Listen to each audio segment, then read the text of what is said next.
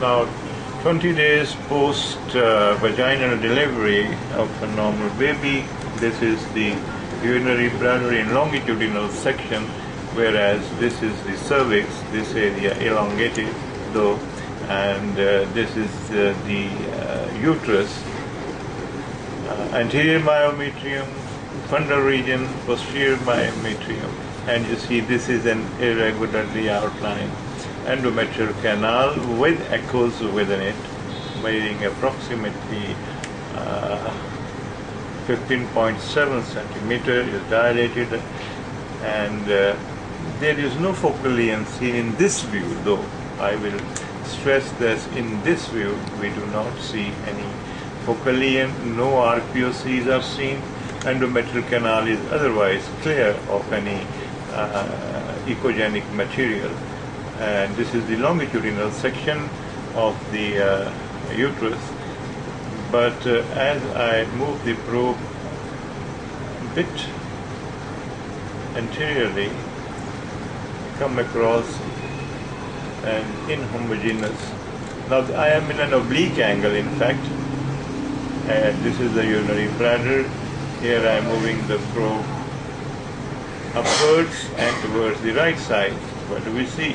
Now see, this is the uterus, this is the endometrial canal, appears to be displaced downwards, small amount of fluid is seen, this is the fluid in this location, and not only that, when I go to the transfer section, in transfer section this is the uterus and this is a mass, inhomogeneous. Now see, this area is representative of the uterus.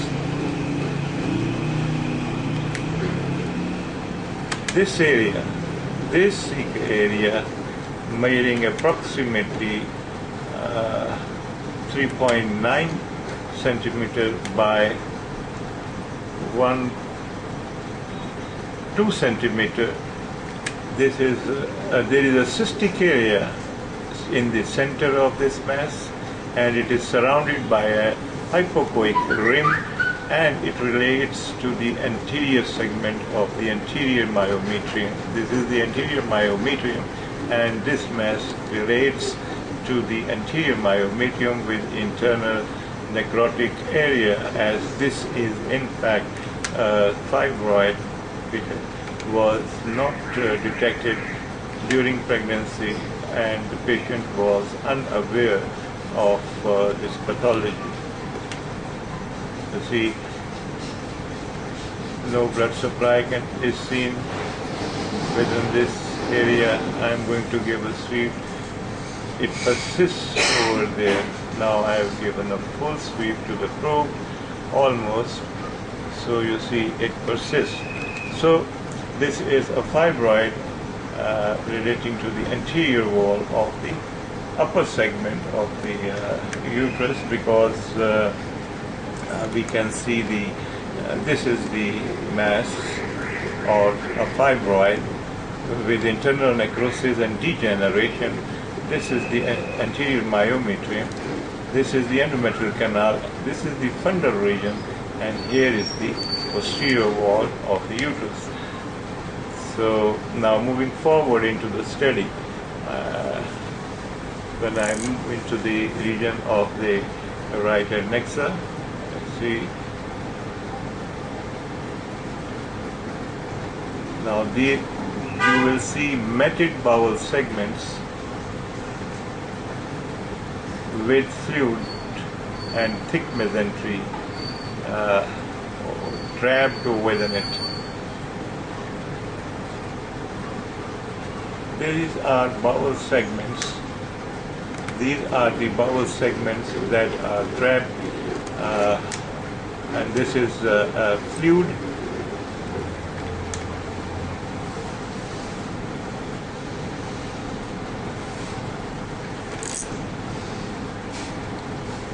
There is no peristalsis seen in this section. So there are adhesions. These are in adhesions, in fact, with the trapped bowel segment. Now see, this is the fluid, and these are bowel segments trapped within this fluid. Now, transfer section of the same, and you can very well see the amount of fluid. This is all fluid, and these are the trapped bowel segments. Okay. In this location we see in a magnified view. This is a magnified view of the pelvis, and the right upper quadrant, right lower quadrant, and you can see the fluid again with thick mesentery as well, thickened mesentery. You see, this is the fluid seen.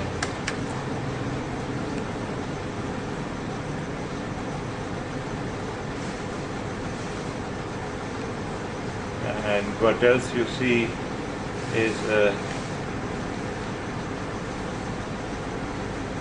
this is a thickened mesentery, this area. So thick mesentery, fluid, solid mass, which is a fibroid relating to the anterior wall of the uterus, post-vaginal delivery 19 days back. And like this, I'm trying to take you to the region, one more region of interest.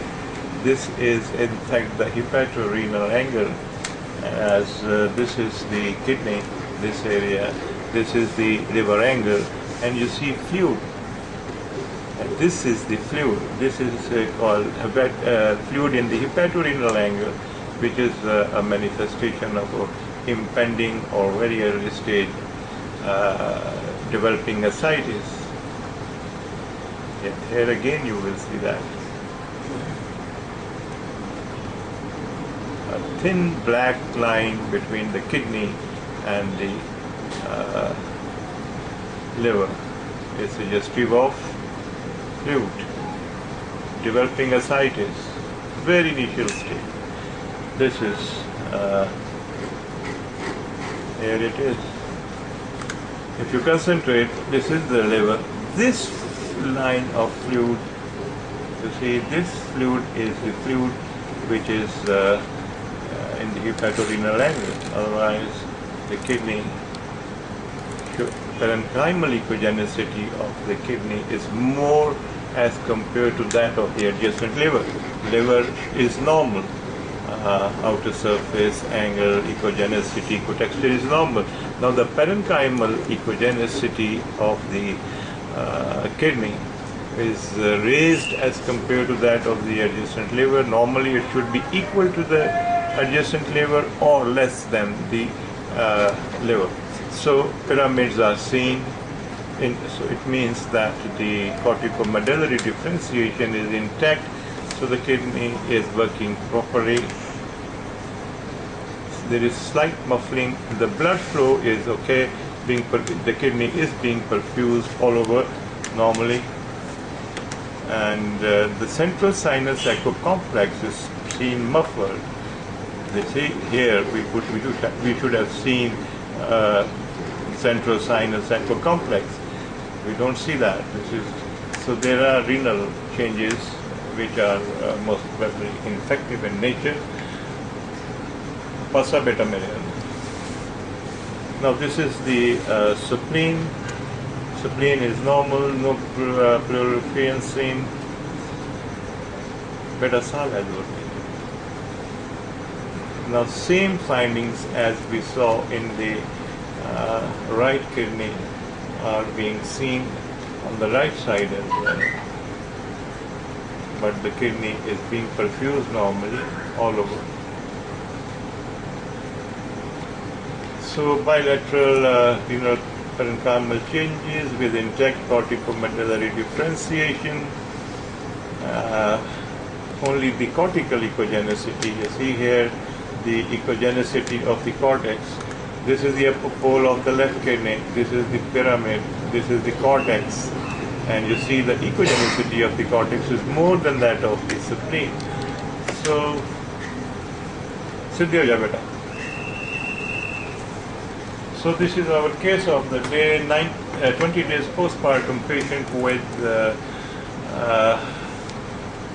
postpartum uterus, and then a mass which is a fibroid at the anterior, in the anterior wall, with fluid in the pelvic cavity, rather in the right adnexa, trapped bowel segments, thick mesentery, and with fluid in the same region, and there is impending ascites. These are the bowel segments. The bowel segments are seen slightly distended, and the peristalsis is relatively normal. Now let's have a bird's eye view with a 7.5 megahertz linear probe to see the difference,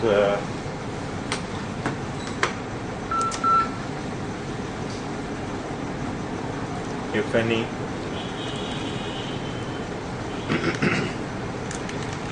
Now, see, this is the urinary bladder, all black area. And when I come towards the region of the right lower abdominal quadrant, you can see clearly the fluid. Now this is the, this is the fluid. These are the bowels. These are bowels in the region of the right lower abdominal quadrant.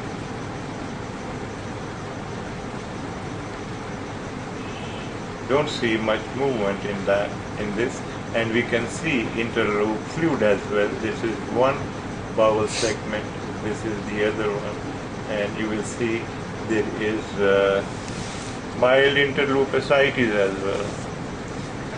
So going down,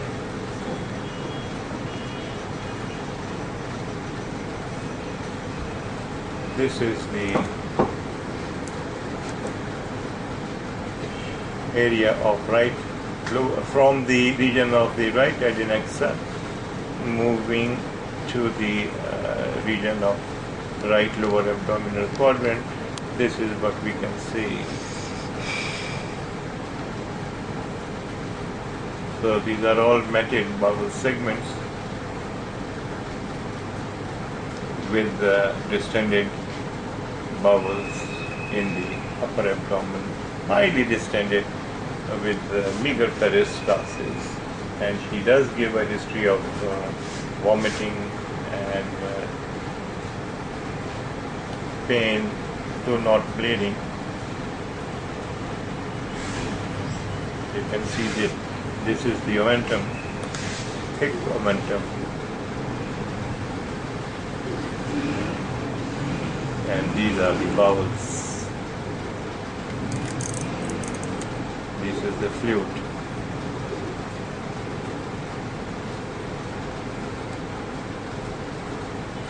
I'm going to try, maybe I can show you the uterus.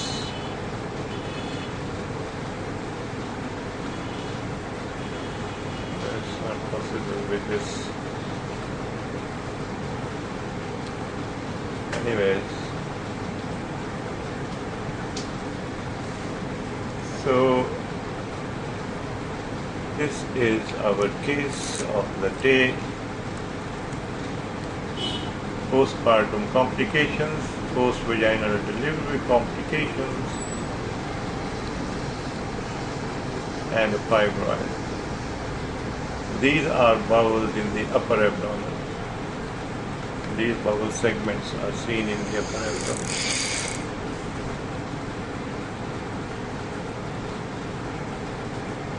Now I'm coming down from the right hypochondrium into the pelvis now. Now longitudinal section of the same.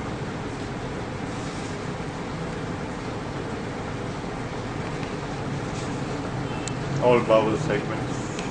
No peristalsis in this region with fluid. This is fluid. These are all bowels.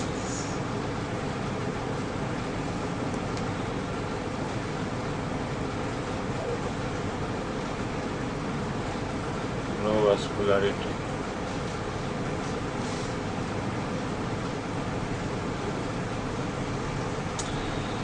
So thank you very much.